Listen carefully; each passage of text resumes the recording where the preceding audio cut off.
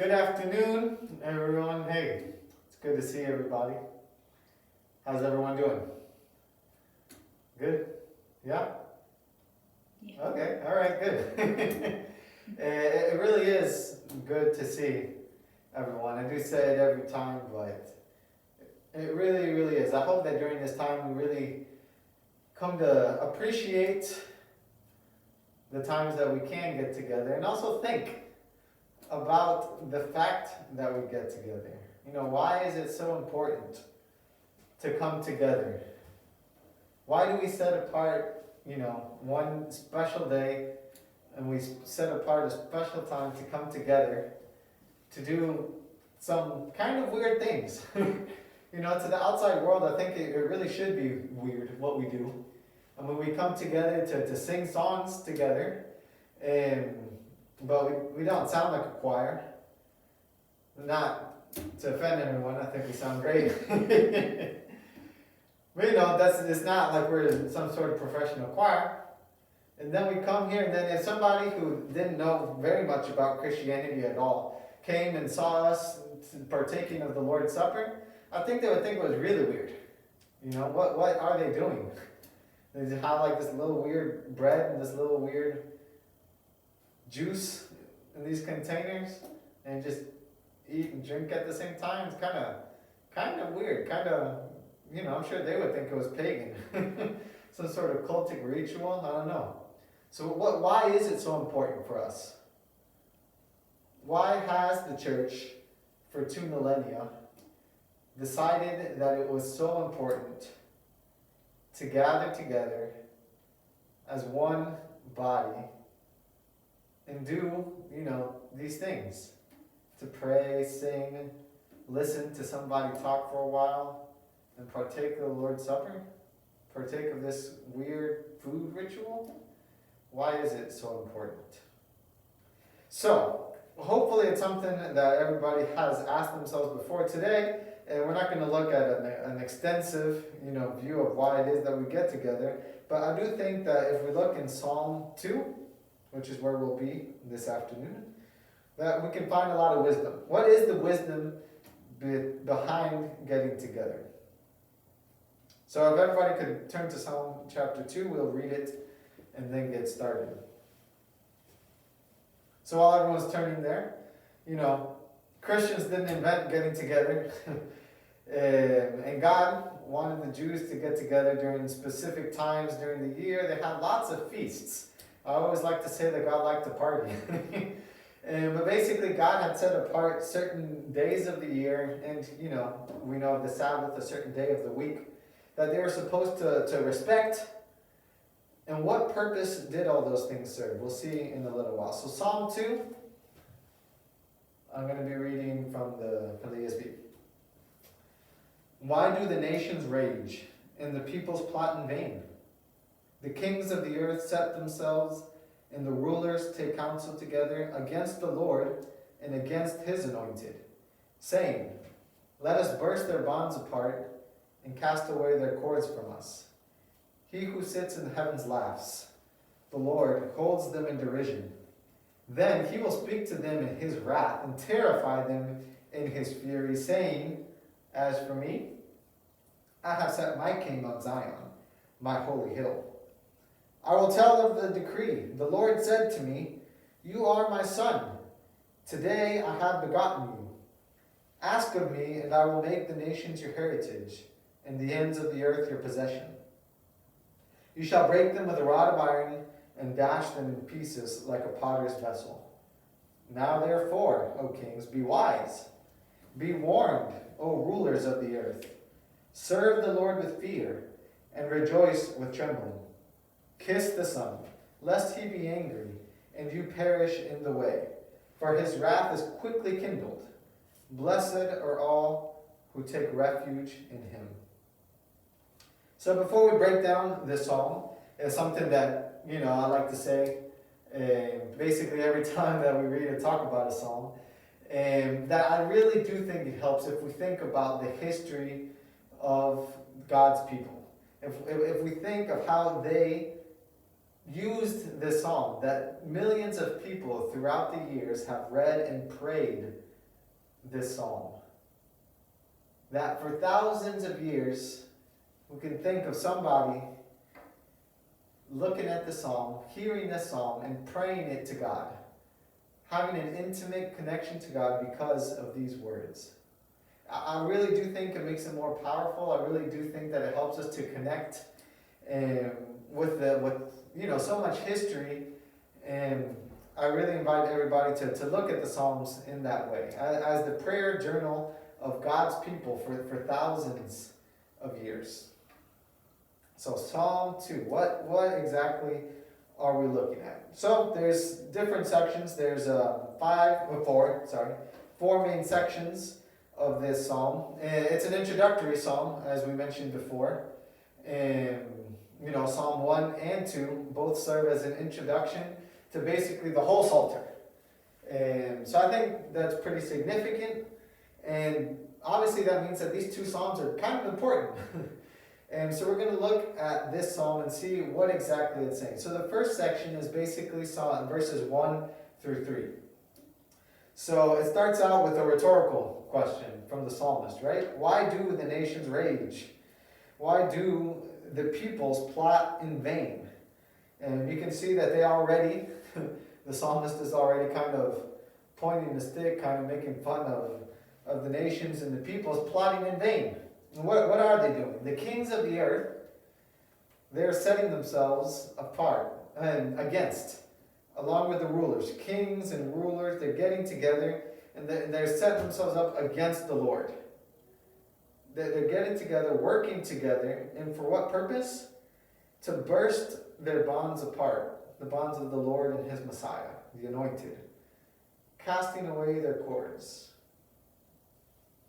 So they're working together to basically free themselves of God's dominion. That's basically the picture being painted here in verses 1 through 3.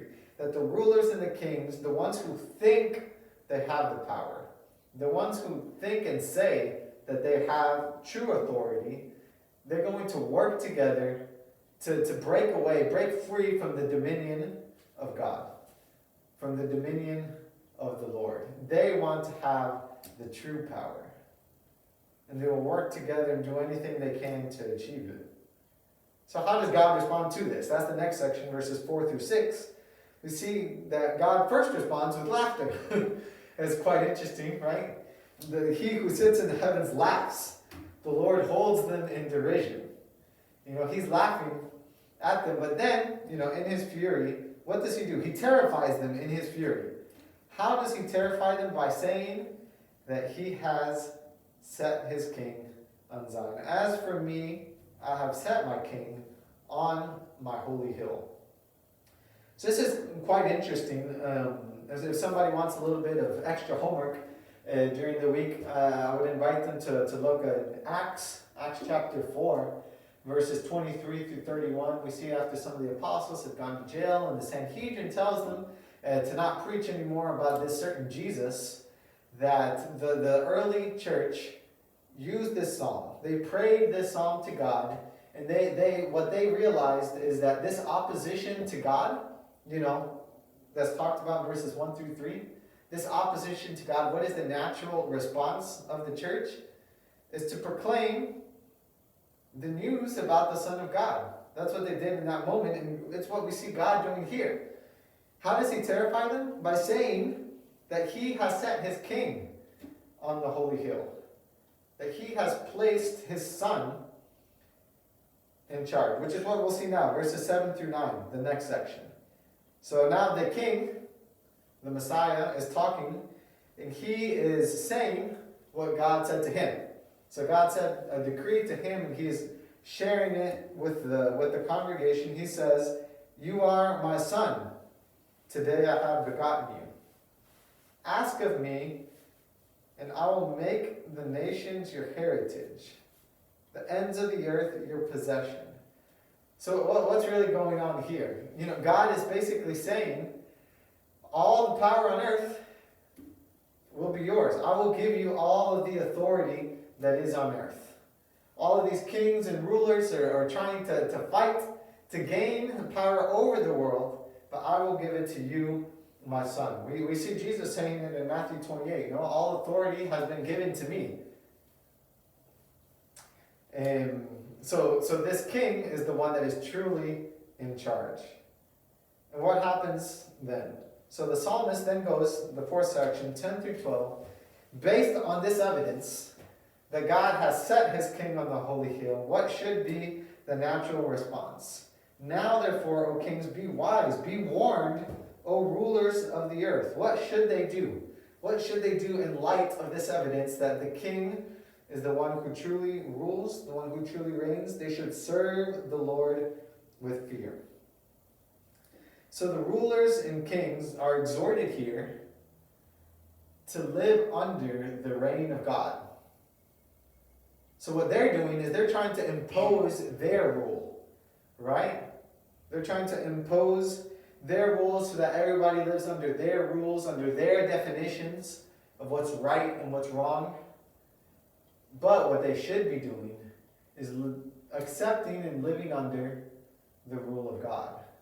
Because when they try to impose their rule, when they try to impose their laws, what happens? His wrath is quickly kindled. There will be punishment. So be careful. Be careful what you really try to do. And then we get to the last line of this psalm. Blessed are all who take refuge in him. So, this line, to me, a lot of times I've read this psalm and got to this last line, and it kind of seems disjointed. Like it doesn't really belong to the rest of the verse, to the rest of the psalm, sorry. So, you look at it and you're like, well, first off, Psalm 1 and 2, they're both introductions. So you see, blessed is the man in the beginning, and then you say, blessed are all who take refuge in him at the end. Okay, so it makes like a nice bookend to Psalm 1, to the two introductory psalms. That's cool, but I still didn't really see what connection this has to the rest of the psalm. It kind of sounds like a psalm, and then they didn't know how to finish it. So they just added this line here. So what exactly is it doing at the end of the psalm? And we're actually going to skip that for a second and come back to it in just a second. And so why were we reading the psalm? The idea is that we're trying to get the wisdom behind why get together at all. Why come together as a congregation?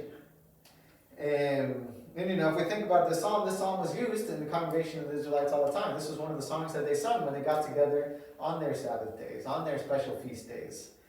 And so, first we have to recognize that we are very forgetful people. That's one of the common themes of the Old Testament.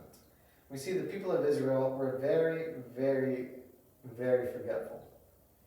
If we look at Deuteronomy, you read Deuteronomy, it's one of my favorites, which I know I say that about every book and every psalm. And if we look and read through Deuteronomy, we'll see that Moses, the last time that he's going to preach to his children, basically, to the people of Israel, right before they're going to cross into the promised land, his final words, he says, remember, all throughout Deuteronomy, throughout his final sermon. He says, remember what God did for you. He took you out of the land of Egypt. Remember that God chose you. Remember how he took care of you in the desert. He gave you food, he gave you clothes, your feet didn't get tired. Remember your past. Remember what God has done. Because he knew that the Israelites were forgetful people. He lived it firsthand. He also forgot and couldn't enter the promised land. So we see that we really can identify with the Israelites. Sometimes we have the tendency to be like, oh man, those guys they really messed up. But we really are just like them. We are also forgetful. We find in their actions, we see our forgetful hearts reflected in their history. Which is why their history really is our history too. So what is the issue? What does it mean to be forgetful? That we forget what God has done? Well, all these powers, the kings, the rulers, the powerful people of the earth, the power brokers of the earth, come and claim that they are in charge. That's what happens, right? They say, I am in charge. What I say goes. The buck stops here. And we believe them. You know, they make those claims and sometimes they make really convincing arguments. So we believe them. We forget what's really going on. And that's what happened to the Israelites, right? They forgot what really was going on, that they had a purpose, a vocation, a calling outside of just existing. That being the people of God came with a responsibility to be a holy nation, to be a kingdom of priests, to be a light unto the nations. They forgot that God did something and that something should come out of it. So when all the nations around them said, well, if you have a strong military, then you'll be safe. So then they focused on having a strong military. When they said having all this gold and having this strong economy is what will keep you safe, then they started going after that. They started focusing on those things. So what did they forget? They forgot that God is the one that actually fought their battles, that God was the one that provided for them. They forgot and believed the voices around them.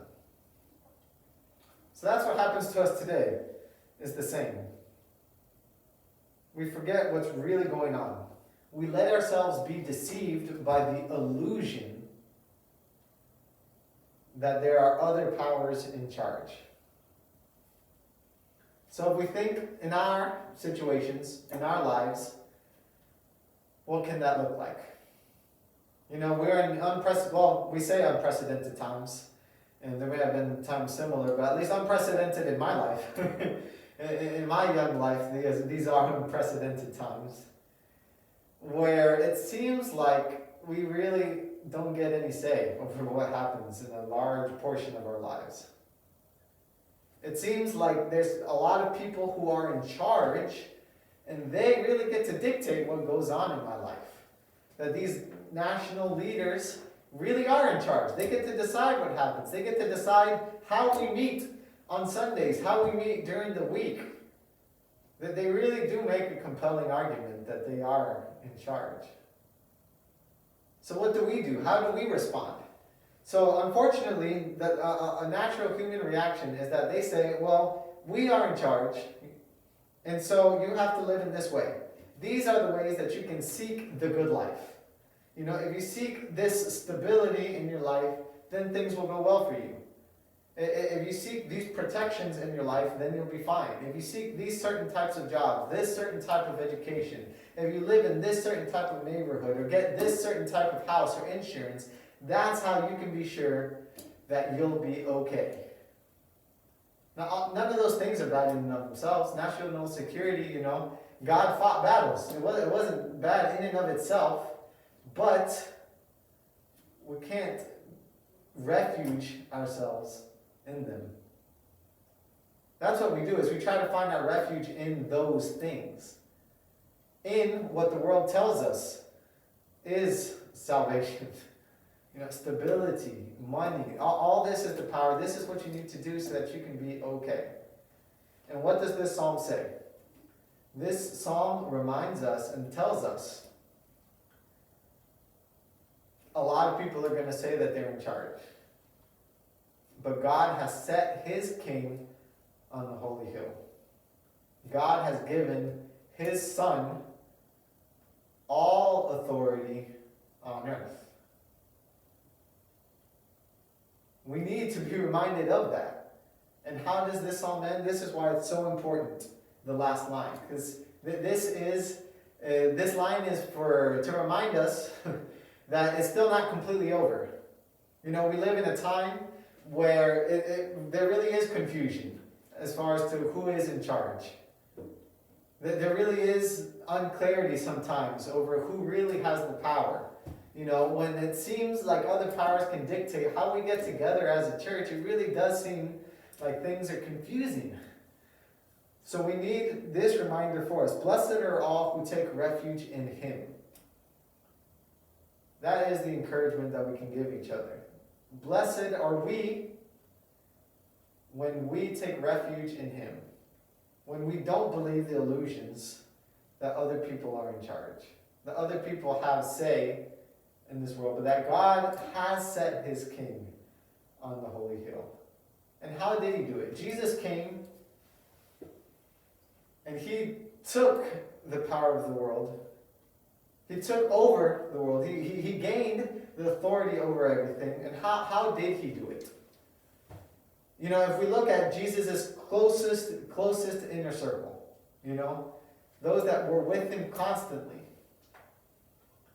they didn't realize how he was going to take all authority. They supported him. They thought he was going to be king. They wanted to crown him. But they didn't understand what was going to happen. They didn't understand where Jesus' ministry was leading to. They were with him as he treated the outcasts of society as full redeemed people, when how he treated the power brokers, you know, usually wasn't very nice.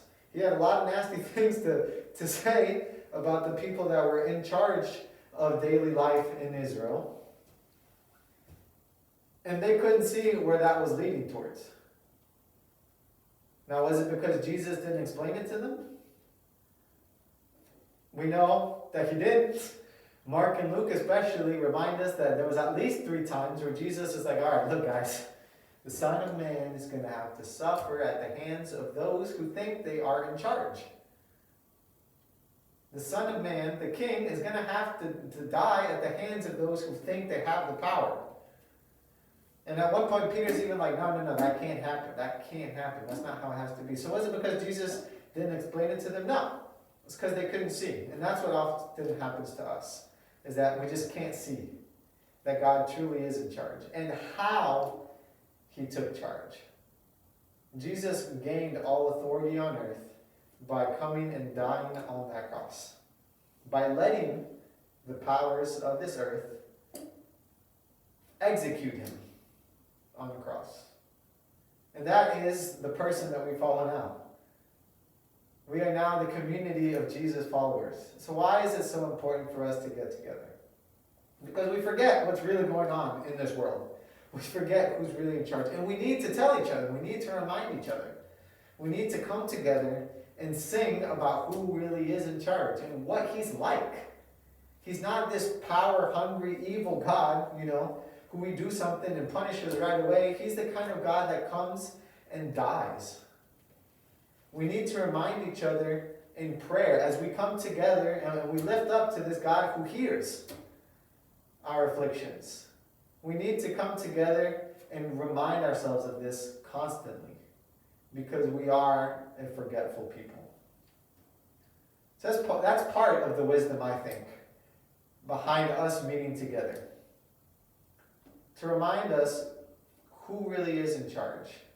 And then finish comforting each other and exhorting each other that we should take refuge in that God. So that's what I leave all of you with tonight. I thank everybody for listening. And I say, blessed are all of us who take refuge in Jesus. Thanks.